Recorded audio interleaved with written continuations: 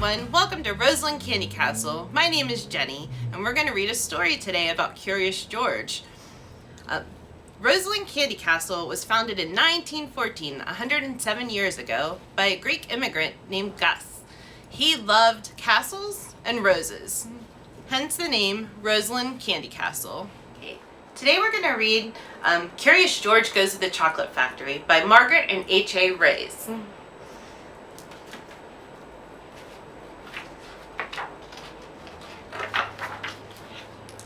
This is George. George was a good little monkey and always very curious.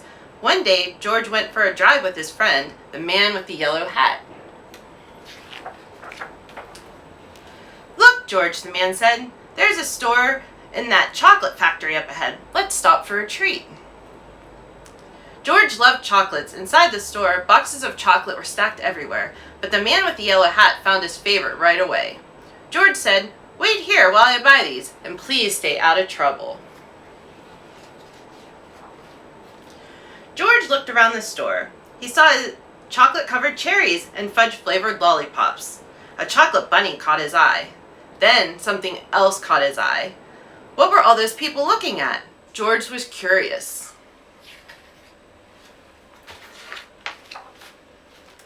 He climbed up to get a better look. Through the window, he saw lots of trays filled with brown dots. What were all those little brown dots? George was curious. He found a door that led to the other side of the window. The little brown dots were chocolate, of course. A tour guide was showing a group of people how to tell what's inside the chocolates by looking at the swirls on top.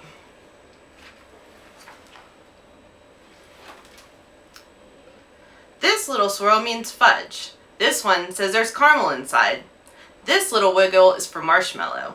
This little squiggle is for a truffle. This one is for nougat. And the swirl was for orange fluff. And this was George's favorite, banana cream. George followed the tour until they came to a balcony overlooking the room where the chocolates were made. Down below, busy workers were picking candy off the machine and putting them in boxes.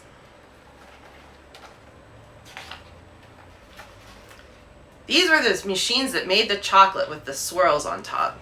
The chocolates came out of the machine on long belts. But what did they have all the swirls? George was curious.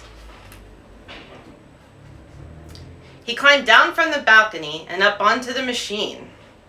George was peeking inside. He was trying to see what all the swirls, and then all of a sudden, he went to extra fast. The chocolates became out faster and faster. They sped by him so quickly they seemed to be running on their own legs. "Quick, bring more boxes," yelled the man with the tall white hat. "What happened?" asked another man. Nobody answered. Nobody knew what happened. They were so busy, no one even noticed George.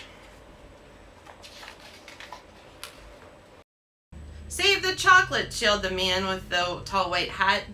Meanwhile, George saw one of his favorites whiz by. He tried to catch the banana cream chocolate, but it was too fast. He chased it to the end of the belt.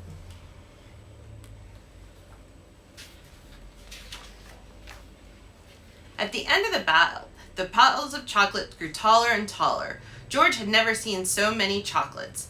He searched for the banana cream and then put the others in the empty box. George was a fast worker.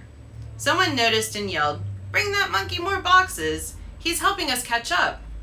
Not all the chocolate made it into the boxes, but no more chocolates fell on the floor. Just when George and the workers were all caught up, the tour guide ran to the man in the yellow hat. "Get that monkey out of here," she yelled. "He's ruining our chocolates." "But this little monkey saved our chocolate," explained one of the workers. Then the man in the tall white hat said to George, "You may have caused us some trouble, but you were a speedy little monkey. You deserve a big box of chocolates for all your help." George was glad he was not in trouble, but he did not take the chocolates. Back in the parking lot, workers waved goodbye as George and his friends got into the little blue car. "George, are you sure you don't want any more chocolates before we leave?" asked the man in the yellow hat. And George was sure.